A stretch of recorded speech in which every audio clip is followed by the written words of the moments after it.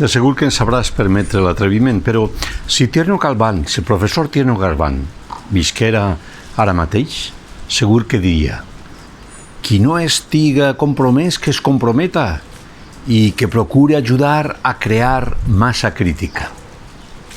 I és que ens correspon a nosaltres i a tothom col·lectivament trobar les pistes a través de les quals poder restaurar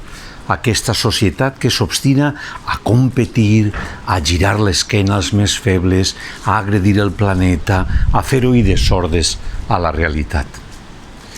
Ens cal aconseguir un món més viable com a primer pas cap a l'obtenció d'un món millor, on la gent siga més culta, més rica, més espavilada i més feliç, com diria el poeta Salvador Espriu.